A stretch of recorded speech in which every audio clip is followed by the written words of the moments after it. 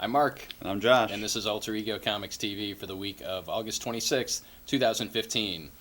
A lot of same old stuff this week, which is not necessarily a bad thing. As long as the old stuff is awesome, same old's great. Which it is. So we're kind of in the calm before the storm, I think, when Marvel is going to relaunch their entire line come October with a bunch of new number ones. Not a whole lot of status quo changes, I don't think, but who knows? We could be surprised. What's DC doing in the fall? Anything? So we're going to have a whole lot of new number ones to talk about in the months ahead. But for now, we're just relishing in the goodness of things that we already have talked about for the most part. So I will kick off with Last Days of Ant-Man, number 1, a.k.a. the next issue of Ant-Man, with a Secret Wars branding on the cover. Ant-Man from the beginning has been one of our favorites, written by Nick Spencer, artwork by Ramon Rosanos, and an amazing cover by Mark Brooks for this issue, by the way. And if you enjoyed the movie Ant-Man, you will enjoy this comic called Ant-Man, because it is essentially the movie brought to the comic. The characterizations are the same. Scott Lang, played by Paul Rudd in the movie, is written the same way that he was in the film, and Nick Spencer does a great job with that. This is an easy jumping on point. I read the first few issues of Ant-Man, got sidetracked by a bunch of other stuff, and now jumped back in with this issue and had no problem figuring out what was going on, who was who. It's funny, it's action-packed, it's emotional, just everything that a good comic should be. The artwork is great, the writing is great, and I'm pleased to report that our sales on this title are great. So hopefully that reflects the entire country as far as sales on Ant-Man, because this is a book that deserves to sell well.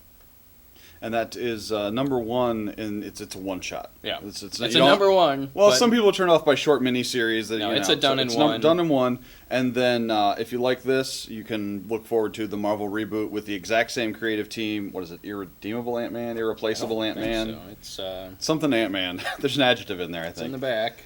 Almost there. In just a couple months. Astonishing Ant-Man, yes. Number 1. Yes. And I should mention the first trade is available. First trade's out, yeah. And is really good. So, Ant-Man, it rocks, and I'm sorry that I haven't been reading it for the last few months, because I really enjoyed it. Next up for me, this is, I don't know if you've noticed comic books lately, but it seems like every year is somebody's anniversary. 75 years of Flash, 75 years of Green Lantern. So this year we're getting 50th anniversary of S.h.i.e.L.D. stuff. And the first thing that kicks it off is S.h.i.e.L.D. number 9, which is an oversized issue. It's $6, but it is ridiculously thick and packed with awesome stuff. Normal writer on the series is Mark Waid, and one of the really cool things about this issue is when S.h.i.e.L.D. was originally pitched at Marvel, Jack Kirby kind of put together a 2 or 3 page, essentially a pitch document. It was a short thing about the man called Death, and then they had dots for Death like it was an abbreviation. And the man called Death is Nick Fury. He's got an eye patch. It's clearly Sergeant Fury from the old comics, and they've actually repurposed this. It was never produced. Stanley looked at it, went with another direction, and never used the material, and kind of rewrote when we went to the actual Agents of S.h.i.e.L.D. With Nick Fury. So they've repurposed this old Jack Kirby art as sort of a framing sequence that Phil Coulson is reading in universe, and it's really cool. So the lead is Mark Waid with art by Lee Ferguson, and this is your traditional Agents of S.h.i.e.L.D., Coulson, all of the Maria Hill people, and you get great interweavings as he looks at different files throughout time with kind of period pieces, things from I don't know how many of these are from actual old comics and how many were created in the style, but it's a great flavor. That lead story is very cool about something that's affecting the agents, people who have been director of S.h.i.e.L.D. Someone has been manipulating them, possibly hypnotically, and this is Coulson teaming up with some of the other past directors to figure it out. So that's great, and that's sort of the next issue of the regular S.h.i.e.L.D. story. But then we also get a cool story in the back, which is by Al Ewing, who was doing... Al Ewing was writing something I liked. Was it... It doesn't matter. Was he Captain America and the Mighty Avengers? Was that Ewing? I think so, yeah. Yes. With art by Stefano Caselli.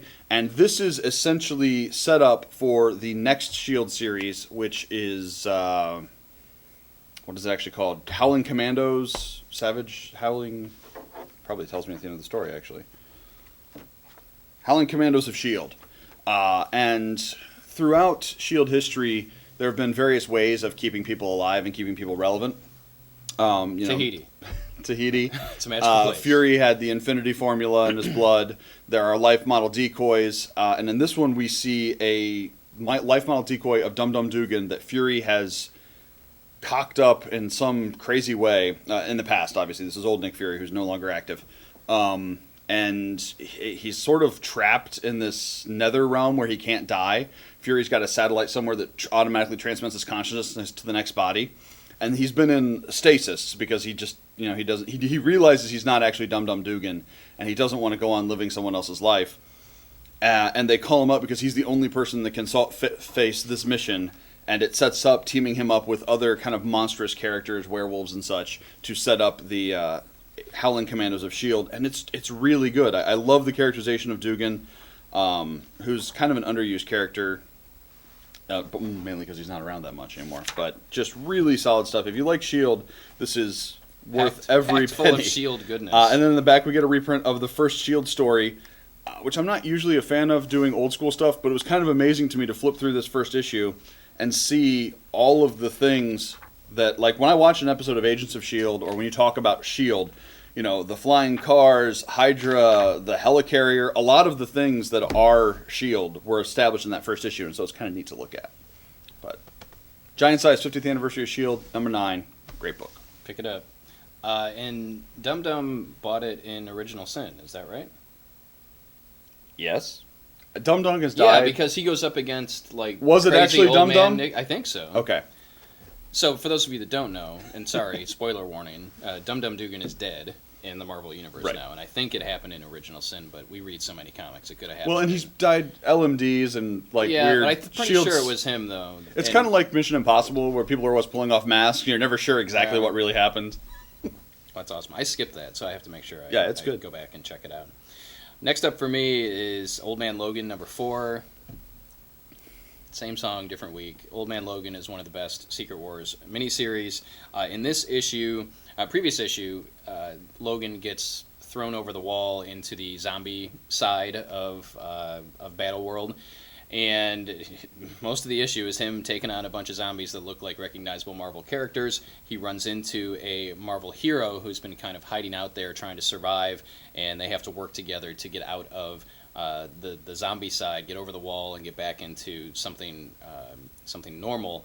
And this kind of sets up, I think, what's going to happen post Secret Wars, where Old Man Logan is supposedly part of the mainstream Marvel universe, the one universe that's going to exist after Secret Wars.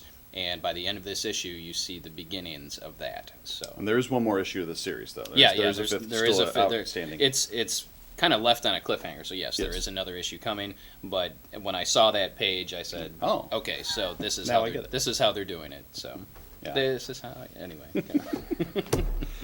Next up, it is no secret we have been loving Valiant's Book of Death. And this week we have Book of Death One Shot. This is written by Matt Kindt, who's the normal writer on... I'm sorry, Book of Death Ninjak. Did I say Bloodshot? You said One Shot. Book of Death One Shot.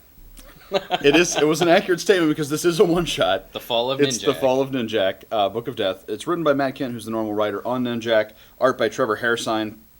I could give very little amount of a crap about Ninjak, but this book was really fun. I love the fact that you're showing these characters interacting, and you're seeing it's the same draw you have for all alternate universe stories and all like the Marvel The End series with the Hulk and the Avengers The End. It's just seeing somebody put a final capstone on the career of these heroes. And even though I don't really care about Ninjak, they made me care about him for the length of this issue, which is quite an accomplishment. And again, Valiant is knocking it out of the park. They definitely deserve a second or third look across all of their books. Please read them. Please buy them. Finally, for me this week, Civil War. Whose Side Are You On? Issue number 3. Written by Charles Soule, artwork by Linneo Francis Yu. The standout, the breakout series, I think, of Secret Wars. Civil War is all kinds of awesome. For those of you that don't know, the Civil War never really came to an end as it did in the regular Marvel Universe, and the country has been divided into pro-Captain America, pro-Iron Man sides, and each side has its pros and cons. Stark is president of his domain called the Iron, and they have a lot of resources, but they're running out of space. Captain America is the leader, but not necessarily a president of the Blue, I think, is what it's called. They have a lot of space, but not a lot of resources. So Peter Parker and a covert team are going into the Iron to try and obtain some resources. Jennifer Walters, aka She-Hulk, is on a secret mission for Tony over in the Blue, and there's a lot that happens in this. Some characters die. There's a reveal of who may or may not be behind the assassination of Miriam Sharp, which kind of was the possible end of the Civil War at the beginning of this series. Am I confusing everyone now? As I'm reading this, though, I'm thinking, if you read the original Civil War, because we sell a lot of the Civil War trade paperback, is this something that someone would enjoy reading? And I think the answer is yes. Mm-hmm. And for those of you that are reading it, nod your heads if you agree, or put it in the comments below. So now we basically have a sequel, which is an alternate take on Civil War, which is extremely good. Mm-hmm. So I don't know where I'm going with that, other than hopefully we'll continue to sell Marvel Comics because of Civil War, and you'll be coming in to buy it in trade paperback when it comes out if you're not checking it out already. But I am thoroughly enjoying this. Yeah, Civil War is our #1 best-selling graphic novel of all time for Marvel, just behind Walking Dead Volume 1 and Saga Volume 1 from Image. And with the heat on it because of Captain America 3 being called Civil War, it could catch up, maybe. It could catch up, but we're selling multiple copies a week of Civil War in trade. And I love the characterization. I think one of the things that was sort of inherent in the original Civil War is it was an untenable situation. It could not last. Eventually, it was going to break down. And in this one, seeing those characters having lived in that world for so many years, the personality changes, the effect it's had on characters like Peter Parker was kind of devastating, actually. It is. I mean, it's very dark. It's not an uplifting tale. Not a lot of humor. But I didn't realize, giving a little bit away here, but who Venom was in this. Yeah, I actually need to go back and see if they hinted at that before, but yeah. We find out who's in the Venom symbiote. Symbiote. How do you pronounce that? I pronounce it symbiote, but I don't know. It's derived from symbiotic, so. Yeah. It's good. Good stuff, Super folks. Great. All right, next up, this is something I neglected to tell you about when it initially came out. Stefan Sepchik, who is known for doing awesome work, a lot of it from Top Cow as an artist, particularly on Witchblade, has a creator-owned series of original graphic novels called Sunstone. And this is essentially about bondage lesbians, and it's super, super good. In the same way that Sex Criminals is a very sexual book with a lot of adult content, this is the same kind of vein. This is funny, but it's not as funny as Sex Criminals, but it's much more touching. The relationships, there's much more touching. I knew he was going to take that. There's much more relationship stuff. The characters are really well drawn. So lesbians in an S&M relationship, super good. And it's on Volume 3, and Josh. It's on Volume 3. Volume 3 just came out this week, which is why I'm talking about now. Volumes? We have Volume 1 and 2 in the store. So if that's your thing, or if you're just taking... Even if it's not your thing, yeah, if it's not, it's worth a flip through. We had to push people into Sex Criminals and Saga, and... We've pushed people into becoming sex criminals. Yes. But no, Sunstone is if you know somebody who likes 50 Shades of Grey, 50 Shades of Grey is, by all accounts, a horrible accountage of the actual nature of those types of relationships. And this is a much more human look that, at least to me, rings more true. I don't know. I've never been a bondage lesbian, but... But you've read 50 Shades of Grey? No, actually I haven't. Because it was Twilight fanfic. You're allowed to stay. Yes. That's it for this week. Again, I don't want to say an average week. There's a lot of good stuff, solid stuff that came out. Not a lot of new stuff. Well, we talked about like three. Well, I guess we talked about some number ones. That's a special. Some number ones. They're sort of tied to regular series, but good week. Good week, I think. Solid comment. So, question of the week. What was the question last week? Previews.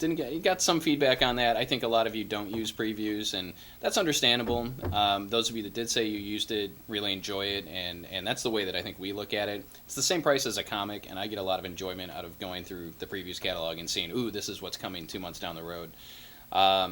It's kind of a negative thing for us in retail because you have the same information that we have to order from. So Right.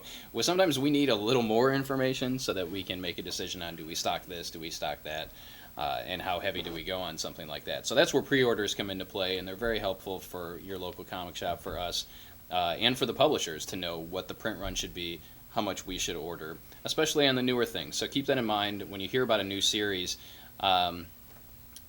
Really throw us a bone and help us out. If it's something that you're going to want, let us know and we'll add it to your pull list, because that helps us decide numbers. So we make sure we have enough for everybody that wants it when they come in the week that it comes out. Question this week. We're almost to the fall TV season, and I want to know what you're most looking forward to as far as the fall premieres.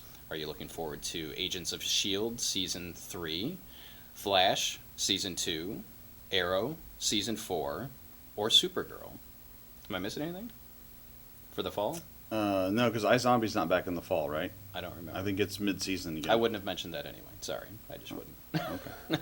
No, we've got you've Legends of Tomorrow. We've at got Legends of mid-season. Tomorrow and Agent Carter in January, Right. in the winter. But for the fall, we've got Agents of S.h.i.e.L.D., Arrow, Oh, Flash. Gotham. Gotham That's right. Season 2. So let's do this again. Agents of S.h.i.e.L.D., Flash, Arrow, Gotham, and Supergirl. Which of those fall premieres are you looking forward to the most? Which one are you looking forward to the most? Probably Flash. I really liked Flash. I'm with you. Flash was my favorite show last year. I really still enjoy S.h.i.e.L.D., Mhm. but Flash is it for me. Loving that show. Okay, if you liked this week's episode, please give us a thumbs up. Let us know that you liked it, and leave us some comments down below. And we appreciate you always for watching. We'll see you next time.